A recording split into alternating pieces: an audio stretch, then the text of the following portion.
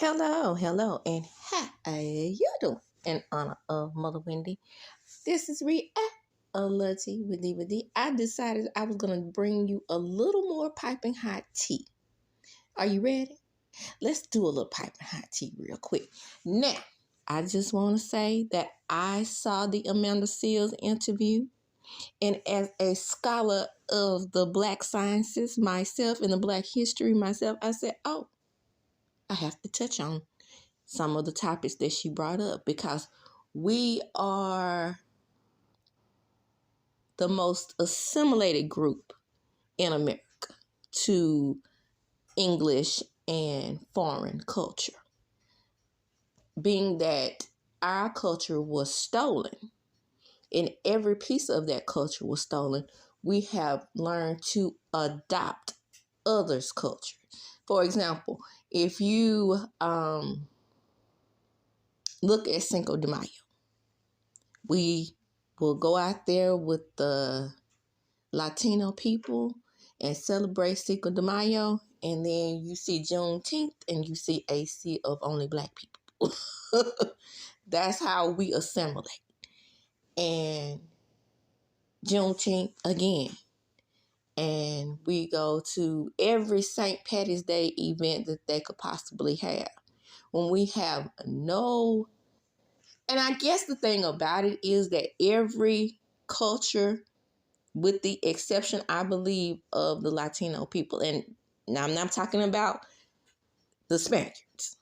I am talking about the actual Aboriginal Latino people, the people who were indigenous to those lands in South America, Mexico, and all that, because you have to think about something. The people who actually speak Spanish in these Latin countries are the descendants of the Spaniard people. And they are indeed Caucasian. So I'm not understanding the rivalry between them coming here and speaking English, because they are indeed of the same European culture that the English people are. We see a lot of people don't want to recognize that. Like, a people will say, like, J-Lo is Puerto Rican. I always use her as an example. Yes, she's Puerto Rican, but she is the descendant of the Spaniard. She's not the descendant of the Aboriginal people of Puerto Rico. Now, a great deal of Puerto Rican people, the reason why they have a darker complexion or a darker hue is because it was more mixing with the Spaniards in Europe. Their mixing was with the Moors.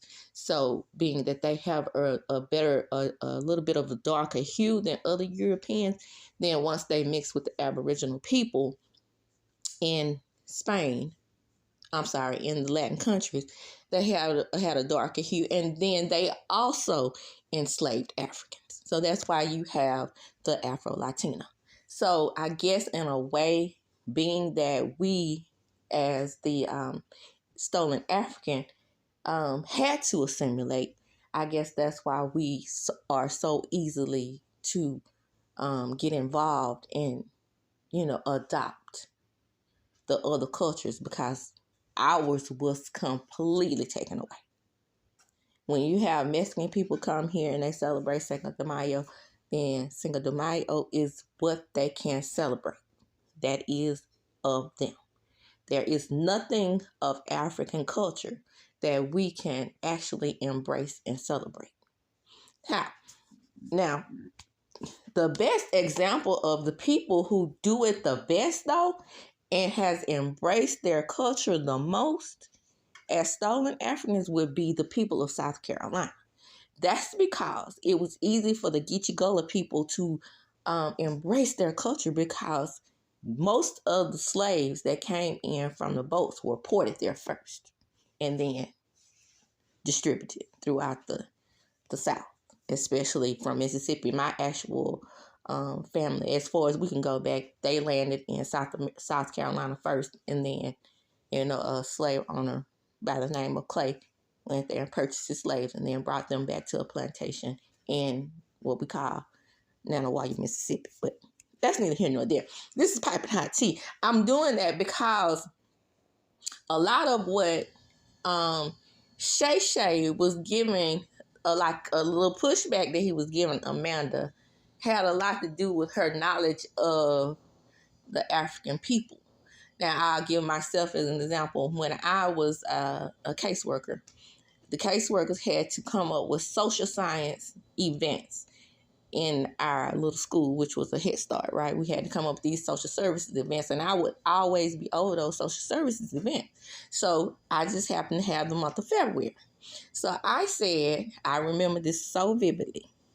I said, what I'm going to do is, now we're going to talk about Sheree and Simon Gubadia. This is more like an introduction right here, and then I'm going to get more involved in the interview. But we had a Black History celebration, right? And I was over the Black History celebration. And so I said, there's no Black history without Africa. I had already told them what my plans were to do. So what I did was I pulled up a whole lot of pictures. I didn't use the same general pictures, even though I did weave them in. Excuse that, that's my stove heating up. But I did weave those in. But I wanted us to understand what we were prior to slavery. So I said, again, no Africa, no us. So what I did was I came up with a collage of different African kings and queens, the Ashanti tribe, the tribes that, were in Africa who were actually being praised and worshipped by the Spaniards prior to them colonizing Africa. The Portuguese, which was actually one of the most brutal groups to enter Africa prior to the British. But they, to me, in my opinion, they really started the most brutal part of the slave trade, in my opinion. There's no facts there. That they all were brutal. So that's why I give it to them the most, because it seemed like they are the ones who just really capitalized the most on spreading slavery throughout Europe. And then, of course, in the New World, which was considered the United States of America, we have our thing, and then all the rest of the Americas. But that's neither here nor there. My point is, I decided that I was going to do it that way. I did Mansa Musa, which was one of the richest, and he was, even though he was Islam, he was a Muslim. And, he was one of the richest men, richest kings of all times. He traded with everyone. Okay. So I did all those. And then the thing about it, what really, really got me, and it's like, my director, I know you're not about to put up all this mess. Where is Jackie Robinson?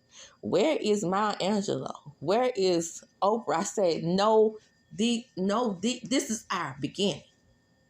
Let's start here and then branch out to what we have in America. We're just going to slide by slavery, which is more palatable, I guess, and talk about the successes of the Black experience instead of integrating all of our experience. I had to literally, and I bullshit you not, and yeah, I'm cussing, but that's what it is. I had to literally take down every poster, every piece of knowledge that I had provided with all the write-ups on there. I had done it all. I printed it out, put their pictures of Queen Makita, all of them, Nefertiti, even Cleopatra. Even though Cleopatra,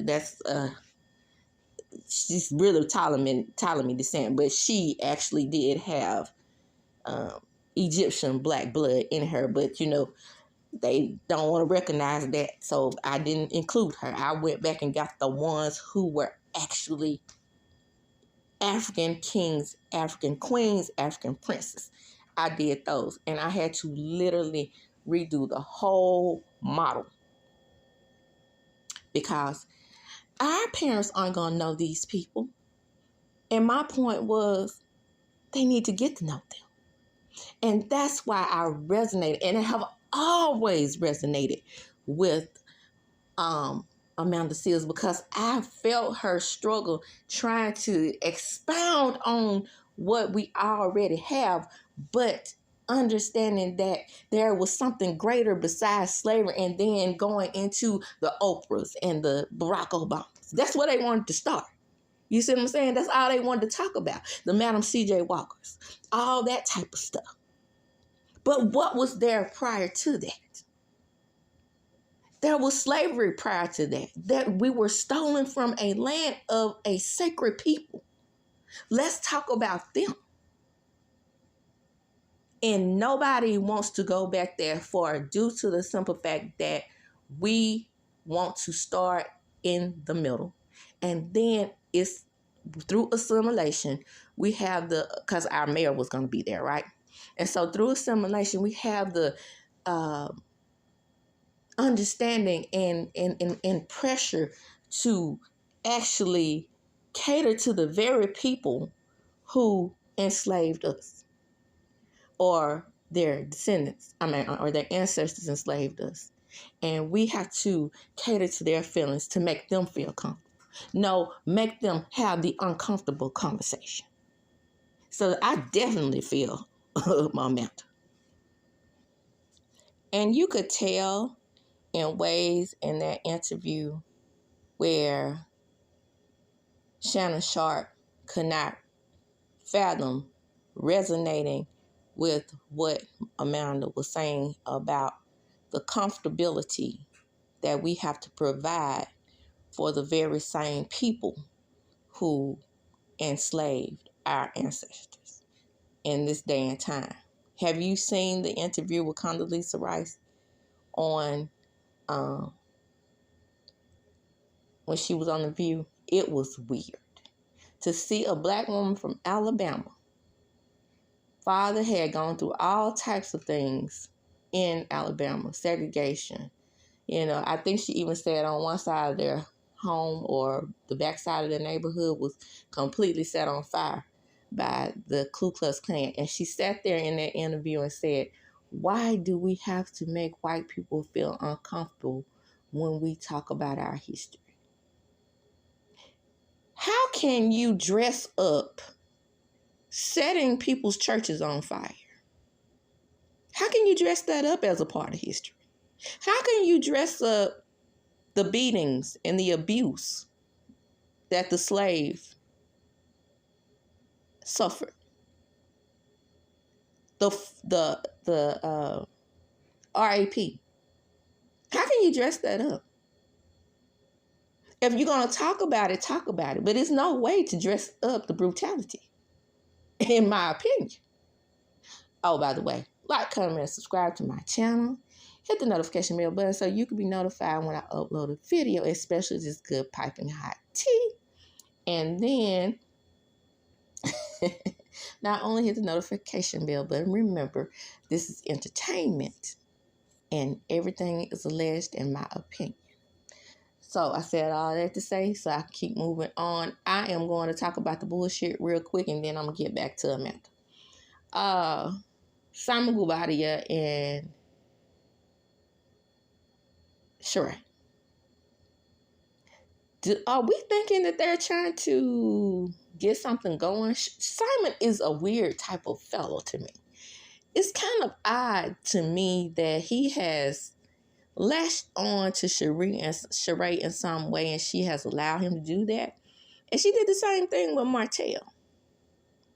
And I'm thinking that she's the queen of stunts, just to be a part of the Real Housewives of Atlanta. Because nothing that she does on that show besides throw lavish parties is appealing. She can read. She can get back with the girls. But it's something just so disingenuous about Sheree to me. And I mean, it comes through her pores. The amount of plastic surgery that this woman has had, but yet and still brags on her body like she hasn't had anything done. Like when Candy told her, we've all had work. Because you might have not had any butt shots. But the shots are in your face. Remember that? She almost looks unrecognizable.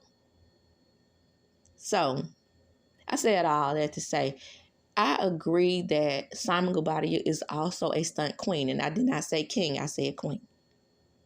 Right along with her. And to sit up there, and I have no, let me say this for Future Juice Williams, I have no sympathy or empathy for her. I see this as a ploy.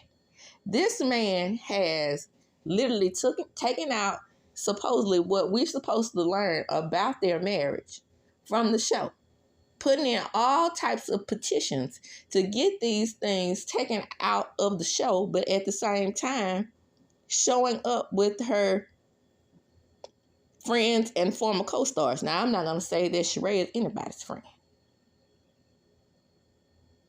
Period. Sheree is one of those types of people that is for self. Nothing more, nothing less. Everything is a show, but she don't want to pay people. Which is why I call her she by she don't pay. She by she be lying. All she does is lie and stutter. You can clearly see her on these videos with Simon, knowing that Simon has tried to stop filming for whatever footage Porsha has. But you can get your Simon Guobadia scamming ass on video with Sheree as if she won't use that in the show. She by she thirsty. That is, when I tell you I cannot stand Sheree Whitfield, period. She right up there with Giselle for me. The only difference between her and Giselle is that Giselle she's not nearly as pretentious as Sheree. Sheree is super, super, super pretentious. She acts like she has more than what she has. And when she brought that daughter on the show, a lot of people said she recognized her as an assistant. No, she tried to say that her oldest daughter was actually her sister. If you go back and look at that real closely, because she pretty much was raised by her mom. But you have to understand Sheree's history, right? She is a slow-down snake that made her way to Atlanta via Ohio with daughter in tow as a teenage mother. She never talked about that. Same thing with Giselle. You didn't know Giselle had a sibling on that show. Now, my understanding is Giselle has a brother and a sister, but Giselle's father was, which I didn't understand why he was so judgmental of Jamal. My understanding is Sheree's dad had another family once her mom and him divorced, and I think they had 2 kids together, Giselle's mom and dad. I think that was another boy. And the sisters and all that came from, I think, his second marriage, if I'm not mistaken. Like I said, I didn't look any of this up. This is me going by footage and memories that I have seen over the years about him, because I knew about him prior to the show. So that's neither here nor there. Some of this is, like I said, I'm just going off the top of my head. I have sometimes things locking in my mind, and I remember them. So when people were surprised that she had another sibling, I don't think she talks about those other siblings, because I think they came out the second marriage. Same with Sheree, and her having that daughter that people said that she said was the assistant. I don't remember it that way. I remember her saying that was like a sister. Either way it goes, she denied the oldest. I can't think of her name right now. It's Sheree, something. Tyrena, whatever. I don't remember her name. And then it took years. I think maybe one of her off and then comeback times when she finally started recognizing that girl as her daughter. Nobody talked about that. So that goes to show you she would do anything for a stunt in a show. Period. And this right here that she's doing now to stay relevant on that show it's not even worth it, because my understanding was she was coming back anyway, so why do this? Now, then you have to look at the other token of that. A lot of those African men that got with these women in in Atlanta are these gold digging types like Portia. My understanding is that Sheree facilitated a lot of that. When she goes to Africa, she'll bring an African man back and, set these women on display. I mean, it's alleged. Everything is alleged. But the streets are talking. So she probably, I'm going to say that she probably knew Simon before Portia. She probably facilitated Fallon in his relationship. You never know. But I'll tell you this right here. She has aged in dog years in Simon's world. So she's in her 50s. In Simon's world, she's like 82.7. So I don't think he has any interest in her other than to do the stunt or stunt in the show. Because he's clearly physically attracted to much, much younger women. I was actually surprised he really got with Portia over Fallon, because Fallon was still in her young 30s and Portia was in her 40s. I mean, 40 seemed like it's too old for him.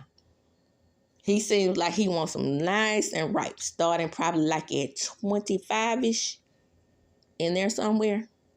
And I'm giving him the benefit of the doubt, because in my mind, I'm thinking more like 1920. So that's neither here nor there. I just know that Sheree is too old for him. And if there is anything between them, which I don't think it is, it's definitely a stunt in a show. Now, off of Simon and Sheree, because like I said, those stunt queens enjoy the moment. If you want to breathe in all of that boom of the enjoy. Now, back to Amanda. Now, she told a story. All her stories just about resonate with me, because she's a star and I am just a YouTube commentator and former a lot of things, but she's a star. And I remember her from the beginning, okay? Because in the 90s, when My Brother and Me was a television show that came on, I want to say 16. Yeah, I was 16 years old. I continued to watch the show. And I didn't understand why the show was always, after a certain period, was always a rerun.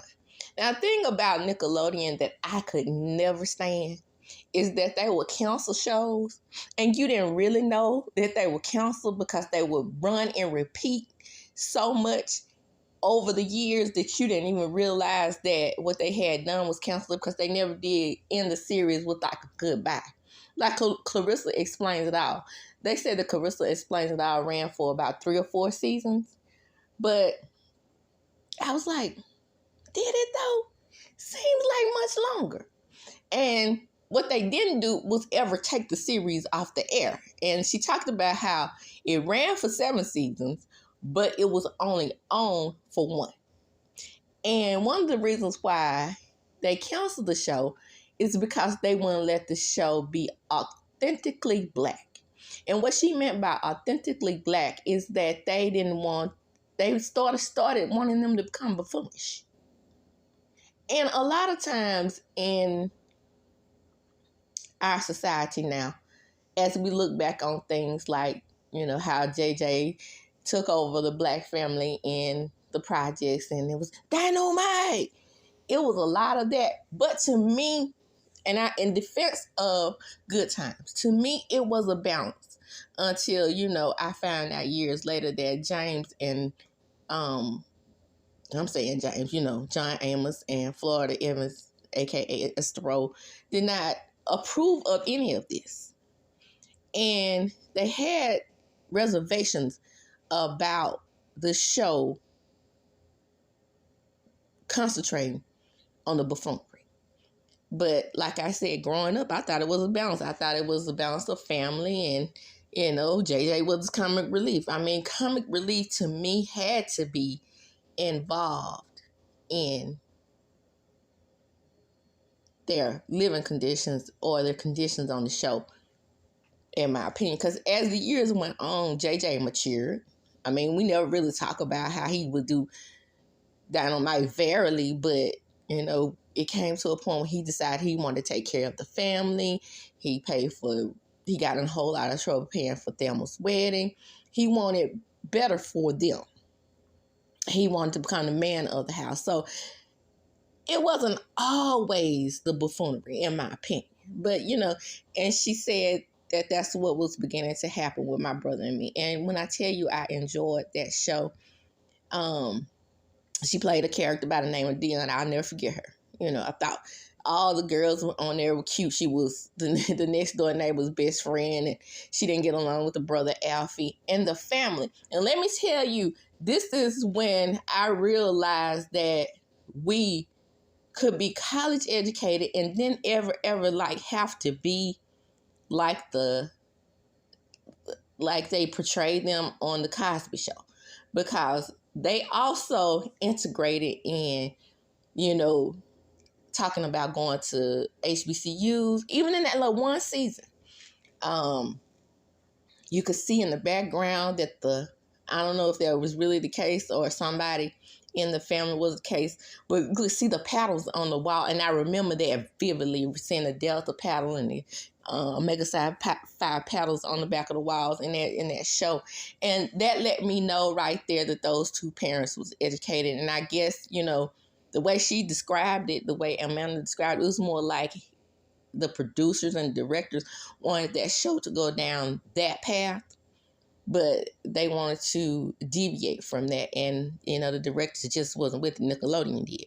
So, show is canceled after one season, and she tells Shay Shay about a story about her teacher talking about, I want to say she was talking about Africa. Now, all this is coming from my mind. I didn't make not one note. So, I'm trying to give it to you from my personal perspective. So, I'm just going to say that she was talking about, I want to say Africa. Something that had happened in Africa. Yeah, Australia. And that reminded me, like I said, so many things about her resonated with me. All my friends really wanted me to keep quiet when I was in school, because they literally would be embarrassed about the things I say. So, because I had seen all these things, like I said, my mother was an avid documentary watcher. And that was so odd for people her age and being a boomer in her in her world. And she was liberal, and I could come to her to talk to her about things that kids on my streets couldn't talk to their mothers about, but yet and still they were getting pregnant. But we were the kind of family that like Stormy talked about, like me resonating with Stormy. We cuss, everybody's cussing, we're a cussing family. And it just wasn't one of those things that bothered my mom. And that's why I look at today still, cuss words are what they are. They are cuss words. They are man-made, manufactured words that people through society and through changes have deviated or assigned as bad words. But if that's the case, all words could be considered bad. Man said, oh, well, we're going to say F, ugh. That's a bad word. So nobody can say that. We're going to beep you out for saying that. And we're going to say, you could say doo-doo, maybe, but don't say shit, because shit is a bad word. You see what I'm saying? When in all actuality, it's just the word. So that used to be a lot of my points when I would make points, and I was hearing her talk about her being loquacious. And that was me. I would get in trouble for things like she got in trouble for. When she was talking about the Aboriginal people, I knew about the Aboriginal people of Australia. And even when I was teaching, I taught, like I said, I was long-term sub, so I taught social studies. And we would talk about, it was a child in my class that actually had come from Australia. But he was, of course, a colonizer. He was an exchange student. And I asked him, because remember, I had to watch all these documentaries. And I asked him, I said, so what was it really like for the Aboriginal people in Australia? And he said, oh, well, we have provided them with a plot of land. I said, oh, y'all provided them with a plot of land? And some of them integrate into society so well. Integrate. I see. And I said, well, how do you feel being a product of someone who are not the original people of that land? And he said, oh, but we are the original people. I said, oh, yeah. So you don't know about how criminals came to Australia and just deleted people and said that was their land and moved them out their land? It's similar to what happened here. Oh, you know what? I didn't even know that happened here. See, because a lot of people literally think that America is America. And they don't understand our indigenous societies in America. The only people that understand our indigenous societies in America are the people that live in America. The British people who came over here and took over America didn't have a clue that people actually were living here. How about that? So that story reminded me of also a story that I had, and my teacher's name was Miss Matthews. I could see her just as clear as day right now, writing on the board, discussing Egypt. And I raised my hand. She knew I was about to give it a shit. I raised my hand. I said, well, why are you acting like Egypt is not in Africa right now? And she said, well, it's not. I said, but the map says it is. I'm looking at the map that you're drawing up here on the board, and it looks like Egypt is in Africa. And she says, but it's North Africa. North, south, east, west, still Africa. And she's called me up to the board and whispered in my ear, well, I just want you to, basically in the words, stop challenging me. Yeah. And all my friends are looking at me like, oh, she's talking. She needs to be quiet. Don't challenge Miss Matthews. Miss Matthews has been teaching 154 years. She knows exactly what she's talking about. And my friend's reaction was, Shay Shay's reaction to Amanda Seals when she said that she wasn't supposed to challenge her teachers. And he immediately said, it wasn't about her teaching that you challenged. It was about you being disrespectful to her as a teacher. That's basically what he said. And that's basically what my friends were telling me. Be quiet. Let her teach her class the way she wants to.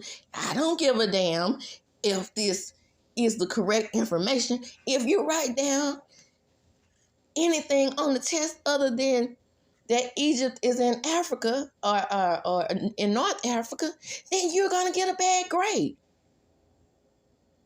She's saying it's in North Africa, so if you put that it's in Africa, you're going to get a bad grade. You're not going to answer that question correctly, which was correct. And when I took the test, and the test simply said geographically, where is Egypt? I put a former African country colonized by the Arabs. That wasn't my exact words at the time because I didn't know about the true definition of how the Arabs had colonized Egypt at that time, I just knew that Egypt was a place where I knew that there were Negroid people. Because like I said, as a child, my mother had already told us the distinction between the races. She had already told us the technical terms. So, like I said, when I took the test, I said, Egypt is in Africa. Of course, I missed the question. I challenged Miss Matthews, but I was so proud of myself. When I tell you I was a horrible math student, I would say horrible in algebra. I say algebra and algebra 2 and trigonometry and all that type of stuff.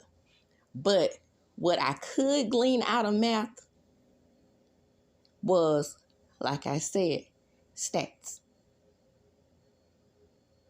I understood how numbers worked. I didn't understand how numbers and letters work together, but I definitely understood how numbers worked. And that also has benefited me throughout my life. And so I understand Amanda having autism. My nephew has autism. And again, being that I was a psychological major, I understand what she's saying on how the spectrum can vary. How you can be the smartest child. Because like when he started out in school, straight A's, honor roll. And then it became a thing where classes became uninteresting to him. It wasn't because he didn't know the information. It was because he's beyond the information. I used to tell my sister, I used to be like, you need to test my nephew for autism because he is not, this information that they're providing to him in school is not registered. But what I don't like in school is that they still put autistic children, even on a high functioning level, in SPED classes. Because when my nephew got ready to graduate, they offered him a certificate. And I said, no, ma'am.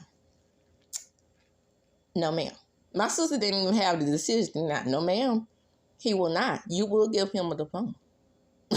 He has mastered the information that you all have provided to him, and you will not give him a certificate because that may hinder him into getting a job in the future that requires a certain type of skill that he can actually do, but you're saying that he can't. If that makes sense. So, no, you will give him a diploma. Because my sister asked me, she's like, well, they're talking about giving him a certificate. I said, hell no, I know they not. Not on my watch. Hell you say. And it makes it seem like there is a severe, we talked about bloodardation, a severe bloodardation with them, but they just learn differently. And they learn actually, in my mind, a more complex way than what you consider normal. And people don't believe her because she functions at such a high level. But you could see the way she was doing that interview, that a lot of things that Shay was saying, she was, speaking above him and speaking around anything he said. Sometimes she'll bring it back and make her point, like when she talked about floetry and how she literally was in a group and could sing and was singing in the group, and they were still bashing her singing in the group. I understand being left out. I understand the feeling of being an outsider, especially growing up in the South and nobody expects you to have certain knowledge. They want you to be, I say, just like everybody else. And when you're different and you learn differently and you think differently, you're a problem. I cannot tell you how many times my friends wanted me to just go with the flow.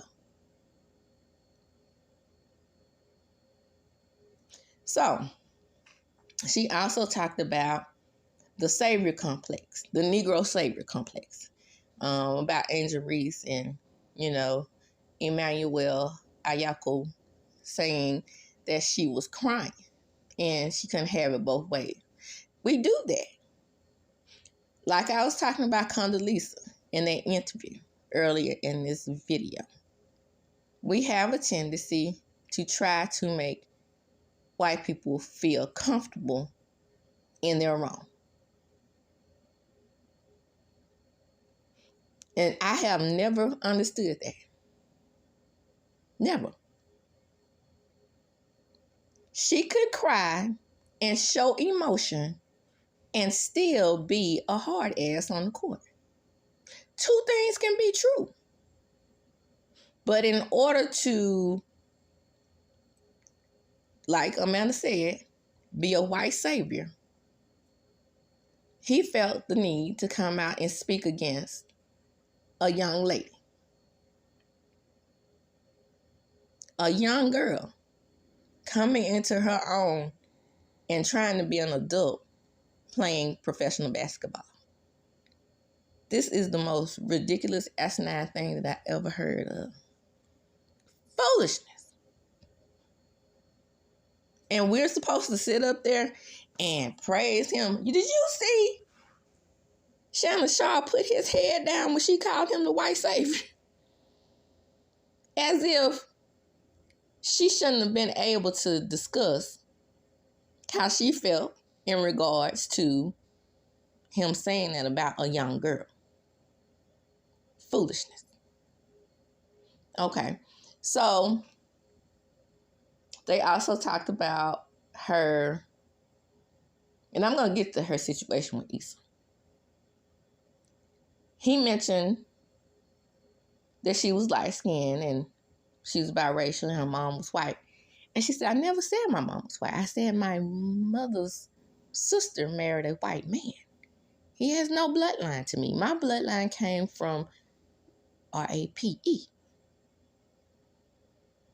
I am light-skinned because I'm a product of RAPE. And this is what I don't understand about people, a light-skinned person like Giselle versus a light-skinned person like Amanda. A light-skinned person like Giselle weaponizes why she is light-skinned. But you know, as well as I do, and as well as Amanda did, the reality of the situation is either Giselle is a product of a whole lot of incest or RAPE. It's either or. Because for the simple fact that it was against the law for slaves and plantation owners or Caucasian people for that matter to even marry. So how else were these light-skinned people to exist? The difference between Amanda and you can appreciate Amanda for is because she told the truth about it. She didn't sit in it and act as if she was Big Sister Gorgeous one and everybody's supposed to lick her feet about it. And that's why you can admire a light-skinned woman like Amanda Seales, because she understands. She understands why she looks the way she does. She does not feel, and from me, this is just my perspective, my opinion, I don't think she feels the way about that Caucasian bloodline as Giselle.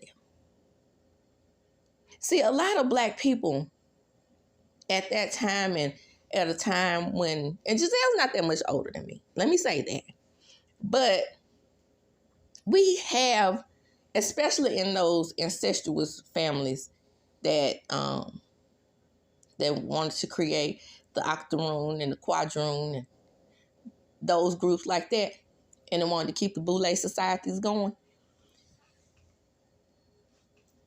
A lot of them have no pride in Africa.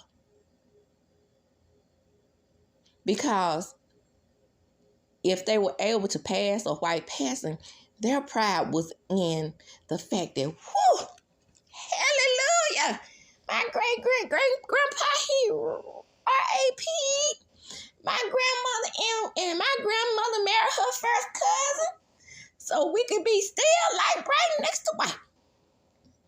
Because that's what they did. Do the real research on the Boule societies. Nobody ever talks about it. But I'm here to tell you the real reason why they stayed late. Yes, sometimes octoroon, quadroon women could pass. And if they passed, then they would keep the Caucasian bloodline going. But if they stayed right around in that area where they had other octoroon and other quadroons and they looked like Giselle and Robin, they were intermarried. Yeah. And you know what I mean by intermarrying. Yeah. That's where that rumor comes from, that people in the South marry first and second cousins, not on the Caucasian side. Now, I don't know what's going on over there, but a lot of that was going on in the Black societies because they wanted to stay light. It's the reality. The real gritty, raw history of it. The real gritty, raw. That's what it is. So, move right along. She talked about Sarunas Jackson and when he got the cast member pregnant and how they tried to glaze over the issue.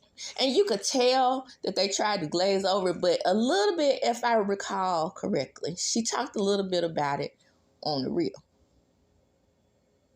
Because she said, and when she got on the Real, because they talked about that as well. And I'm just going to integrate that in here, in this part. Excuse me. She talked about a little bit on the Real about how she thought that she really could be real. Now, of course, on a show like that, you're going to have some type of restrictions, right? You're on national TV.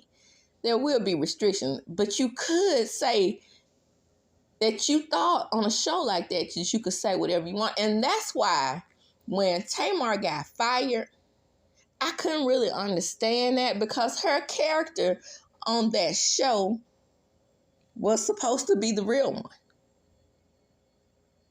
Now, at that time, I was definitely on Tamar's side. Tamar has done some things throughout the years that just completely turned me off from her. And I'll tell you, I was a huge Tamar fan at one time, but especially during that time. But I can see where Amanda is coming from about, them holding them back on talking about certain topics on that show. Because, again, you have to make the white audiences comfortable. But you weren't making white audiences comfortable. You were making white producers and white directors comfortable because the Real basically catered to a urban, I would say 18 to 25 audience. And then when they brought in Garcelle on the Real Housewives of Beverly Hills, Garcelle is like the typical, for me, safe Black woman. Even though she's dark complected, she's still the typical safe Black woman, in my opinion. I was like, yeah, that would be the perfect. I think she did replace Tamara or Amanda or whatever the replacement was there. But yeah, because I know Tamara quit, but I can't remember the sequence of events. I know Amanda was released from her contract first, but I don't remember who Garcelle replaced. Either she replaced Amanda or Tamara. But the point is, she's talking about how they would bring up things about like wine, and they would say Black people don't drink wine. Say what? What? We don't drink wine? What kind of wine are you talking about? Boone Farms? You saying we don't drink Chardonnay? A Pinot Grigio? Are those the wines? What wines are you talking about? Are you talking about we don't drink wine straight off the vine, or we don't drink wine like the people that drink wine in Toya's wine club? Toya from Married to Memphis. We don't drink that kind of wine. We don't drink reds and whites. What do you mean? We don't drink wine. So those things could have been brought out, typically, to show that we basically live, breathe, eat the same things. A lot of the reason why we breathe, eat, and eat the same things and live the same way is because we have assimilated. Again, if you look at history, no other race in this country has had to assimilate like the Negroid people in this country. So, and I'm going to round this off because, I mean, the interview is like 3 hours long, and I'm just pulling out points that really resonated with me as a commentator.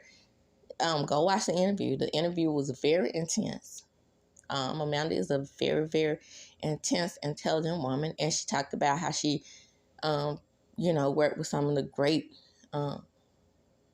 hip-hop artists of all times because she, wanted to integrate poetry into the rap style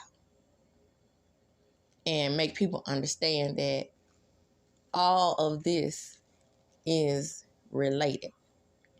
You get educated through the poetry that's created on wax, like when she was talking about how KRS-One was, a teacher, and he was teaching at one of the greatest universities. Now, I've never told anybody this.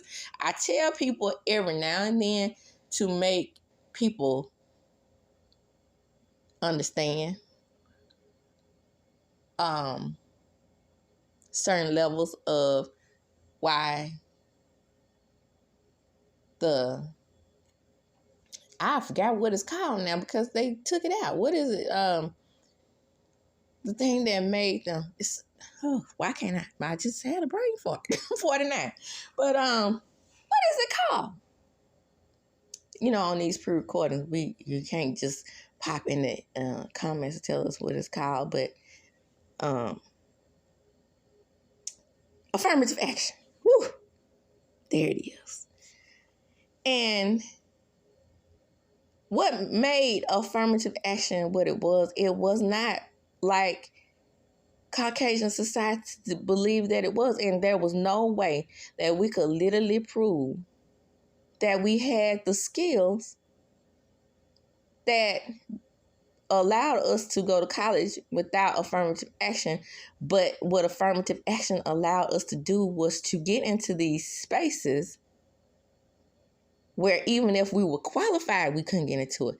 I've seen many, many, many a times on various documentaries where the black man was more qualified to do a job or did not get equal pay just because somebody's skin was white.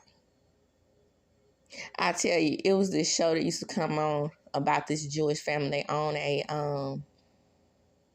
furniture store, and the name of it was Saving Grace, I want to say. And he had gotten straight off the boat from Germany, the Jewish man, and he opened up a furniture store, and he made a black man. And they were in the South, and he made the black man the supervisor over the whole department because he was the hardest worker. I already had skills coming out of, I wouldn't say that he was a former slave, but definitely a sharecropper. And that's what Amanda said. Are you telling me that we don't have the mental capacity to be stolen? And then you laugh at the way we speak.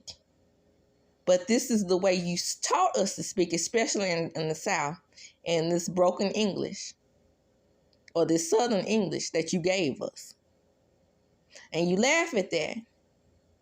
And then you tell us, after our ancestors have built this country,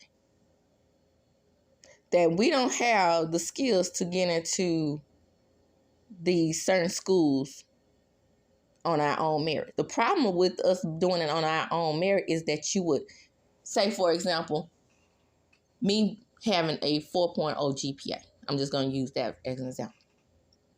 And a Rockefeller having a 1.2 GPA.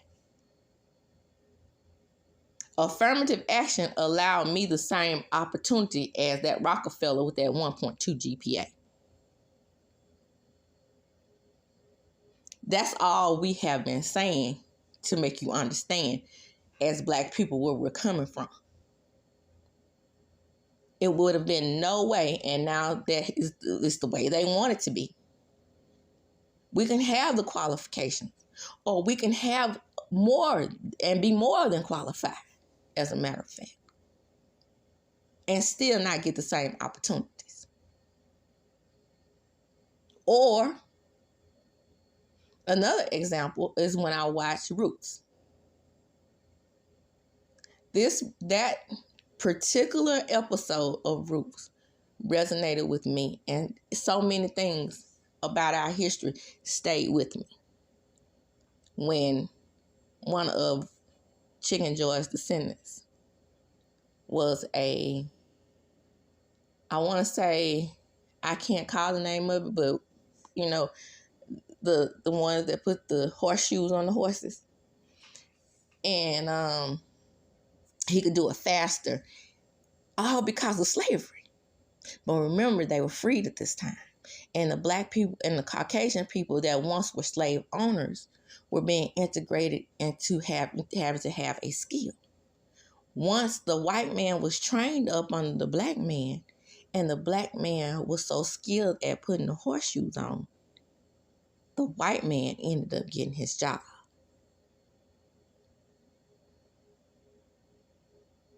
You see what I'm saying?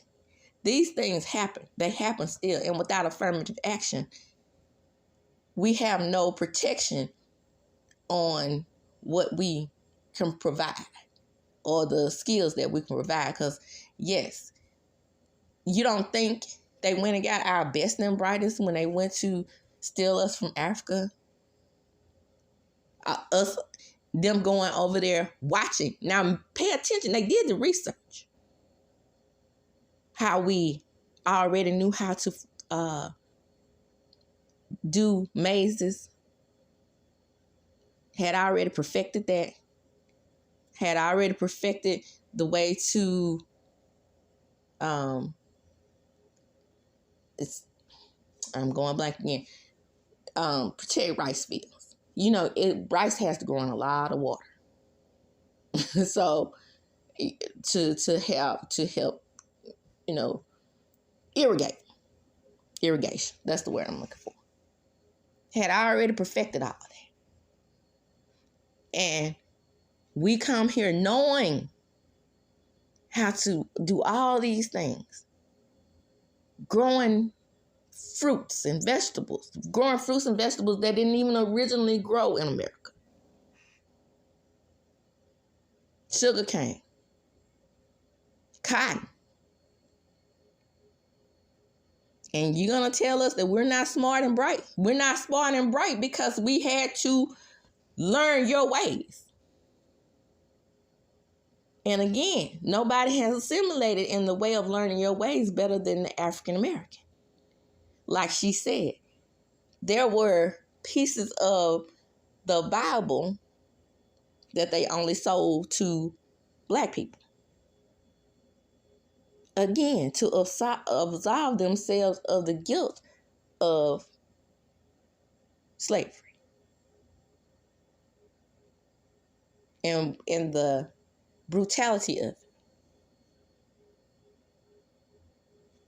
Now,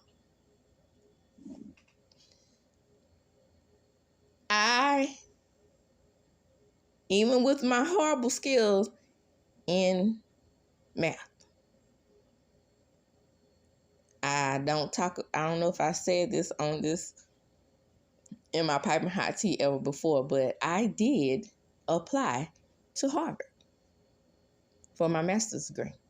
Went to Jackson State, applied to Harvard, and I got in. I did. I just didn't think I could handle the cold weather of Boston. Or wherever it is in Massachusetts, somewhere cold. That was the reason why I didn't go. It wasn't like I didn't think I could handle the curriculum. It wasn't until I moved back home, I gave my mom my acceptance letter. And of course, my mother's not the type of person. Now, that's one thing she didn't do. She didn't keep our achievement. But yeah, I got in. And that's because I wrote the most, do you hear me? Eloquent entry letter. Yeah, I'm giving myself props. So detailed about my education and history.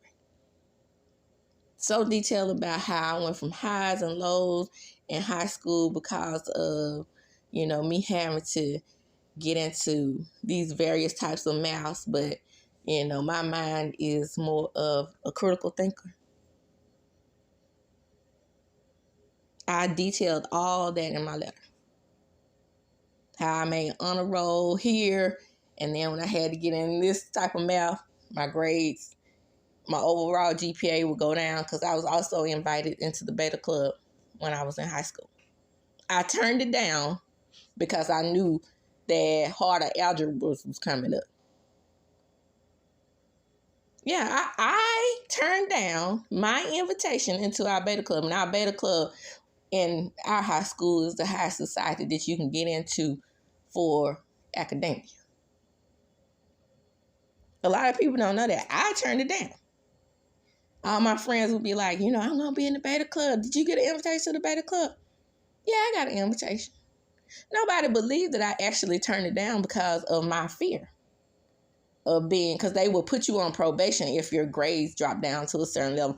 My fear was that I knew that I was about to get into a harder math, and I knew that my grades would, I would make 70s in math and algebra when I would have 90s and everything else. But a 70 is a D.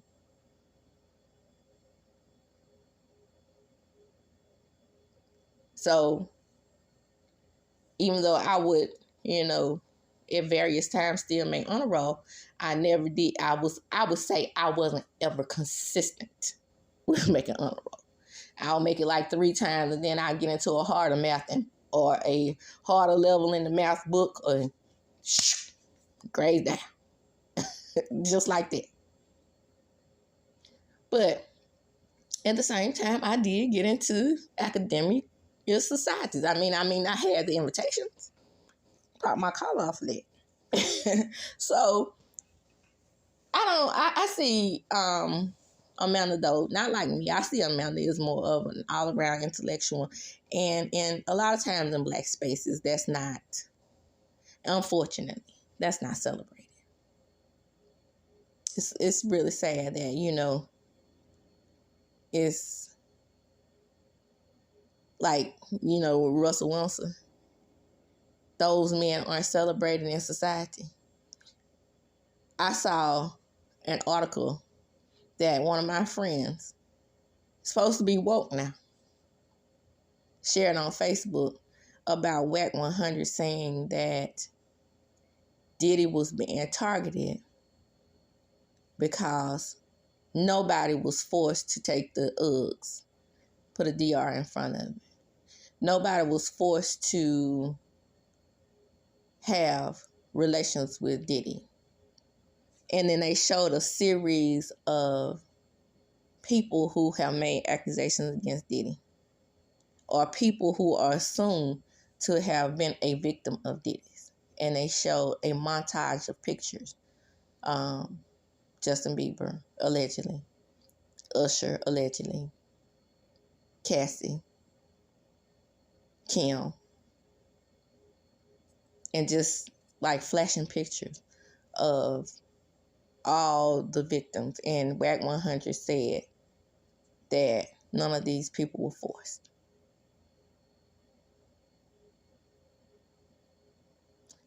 it is so odd to me that someone can say that when we're talking about children. And then this person who I'm friends with and know personally on Facebook agreed with this. What kind of person are you? What kind of person are you to agree that a child can consent to taking drugs and then either relenting to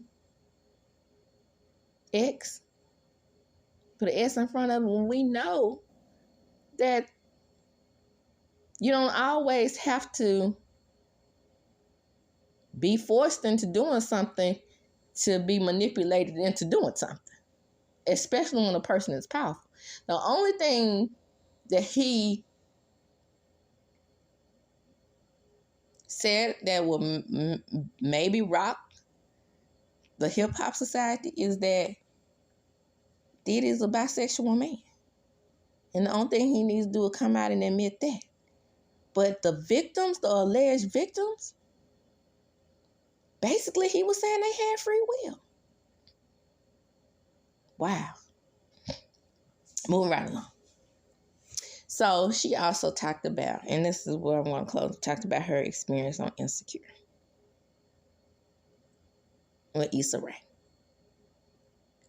Talked about the Emmy party that she was not invited, well, invited to by many and not let in the party by Issa's publicist.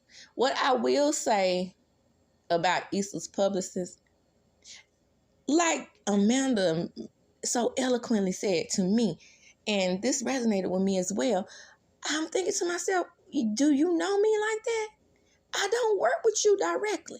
So how are you forming these opinions of me exactly? You said that you did not let me into these parties and into these spaces that I was invited to because you don't like me. She had a dinner with Issa, and Issa said, I wrote the character based on how I thought you were. I mean, her character Insecure. I don't remember her character on Insecure name because I started watching Insecure during the panic. And I just binged it.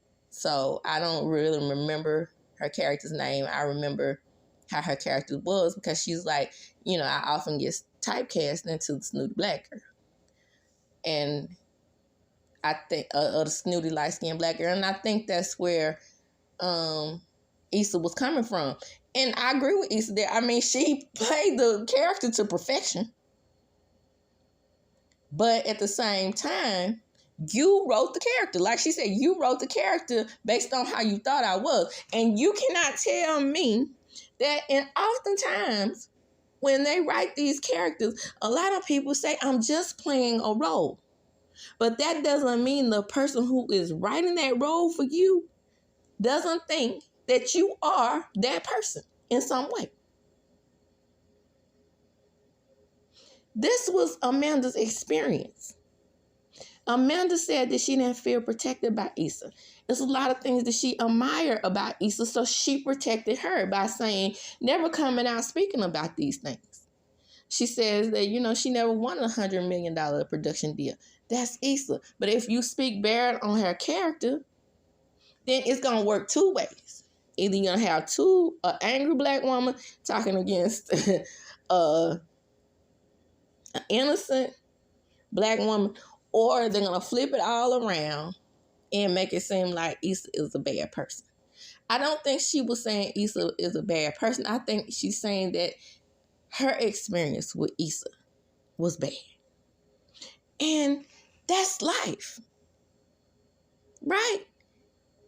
Everybody that you work with is not going to give you the same experience, especially when you are a high-profile black woman. And I tell you this way, and this is the best way I can say it, nothing about what Amanda said about Issa made me change my opinion of either of them.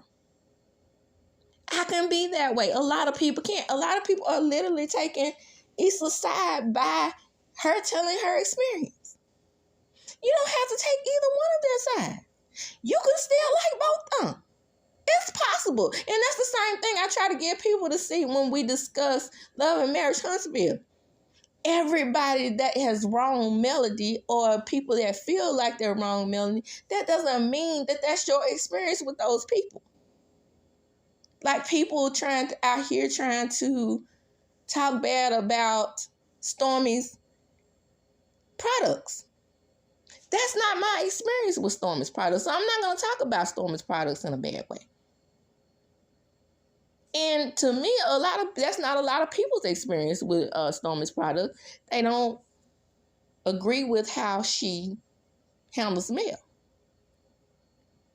You can still like them both.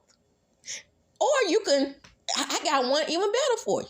You can hate Stormi, but love her products. Just because you don't like her, that doesn't mean she's not selling a quality product.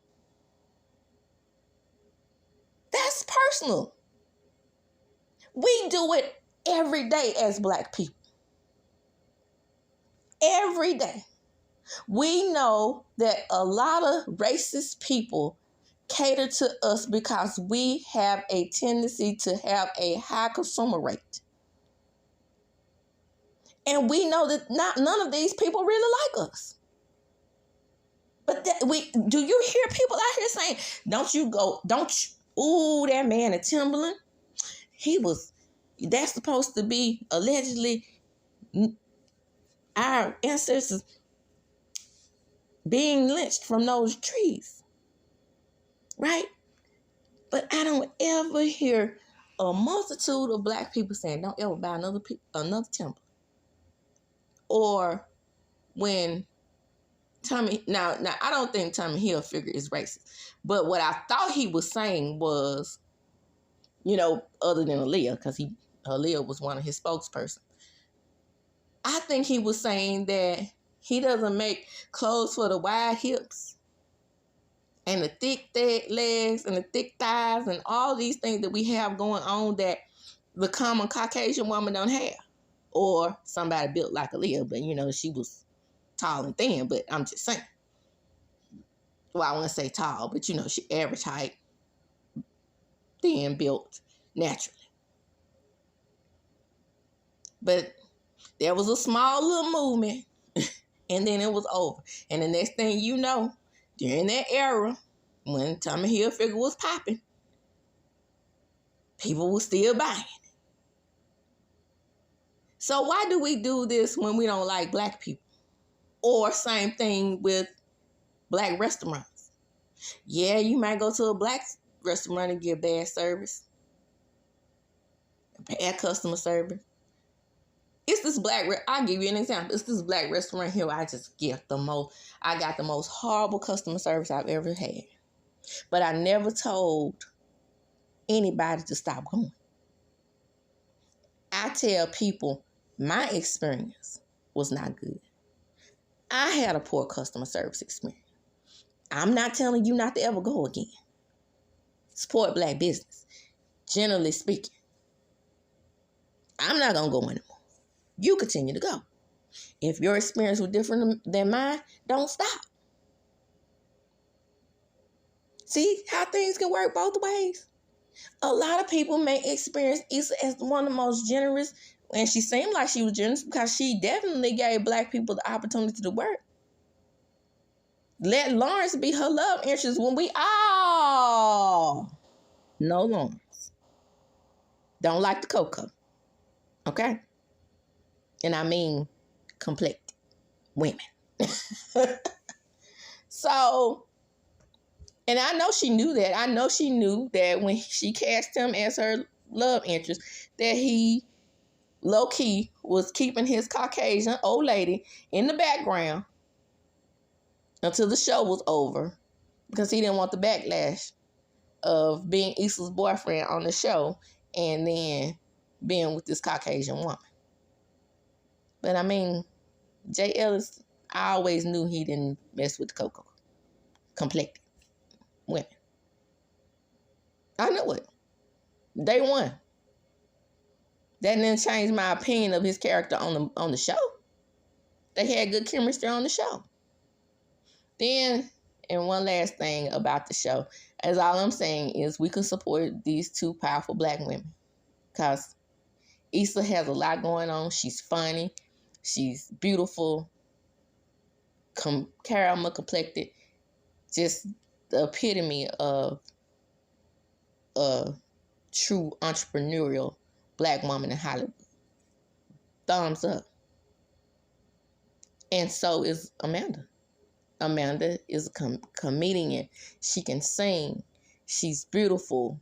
She embraces blackness. And I don't understand why it's so much backlash about her embracing blackness being as a light-skinned woman. Isn't that what we want? She should be able to say what her experience is without getting bashed. Her and Cat Williams have done the same thing. And the only people that I have heard Cat Williams offend is other comedians that he called out or other comedians that he directly or indirectly called out. Because I was listening to Lil Rel on The Breakfast Club the other day, and he said Cat was just lying. He standing up there lying, and everybody was believing what he's saying.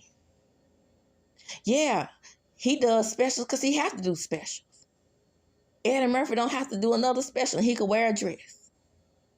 But that's not Cat's experience. I don't agree with Cat saying that in order to be successful in Hollywood, you have to wear a dress and you don't have a choice in the wearing a dress, and then that's when your star rises when you wear a dress.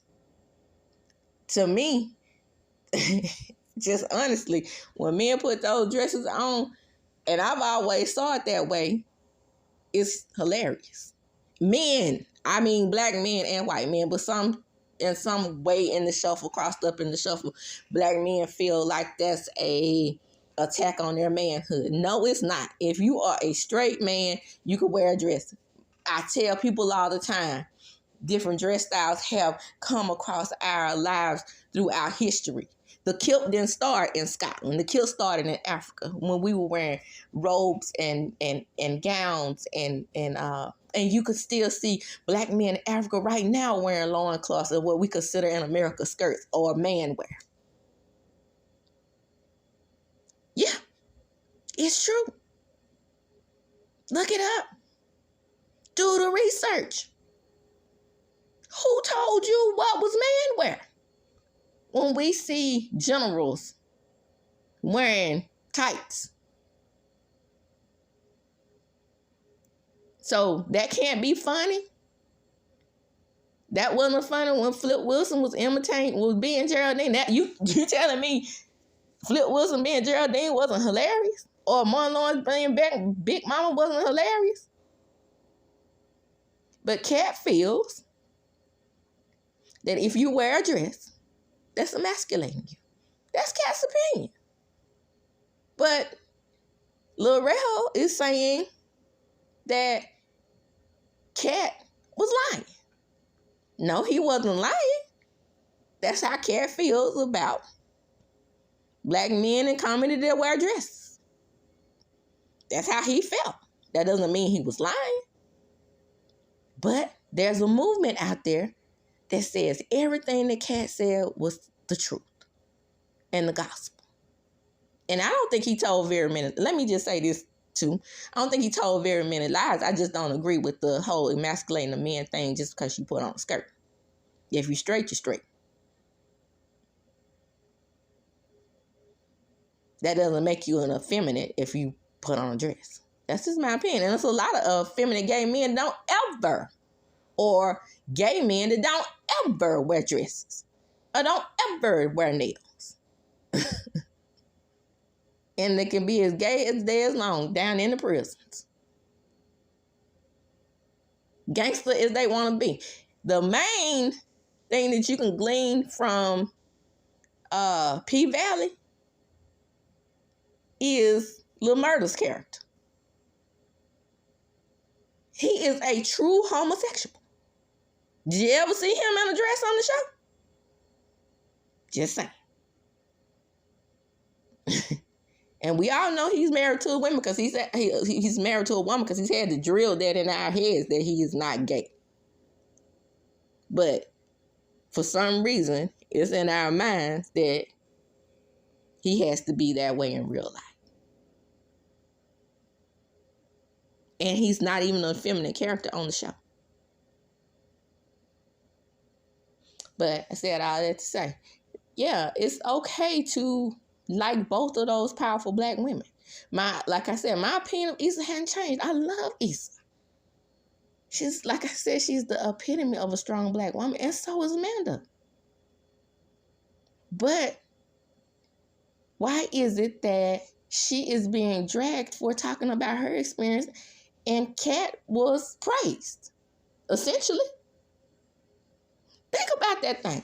And with that, I'm going to close. I hope I brought it to you real and raw like I do. Come on in. Like, comment, and subscribe to my channel. Hit the notification bell button so you can be notified when I upload a video. And as I do when I close, I'm going to talk them up. Deuces.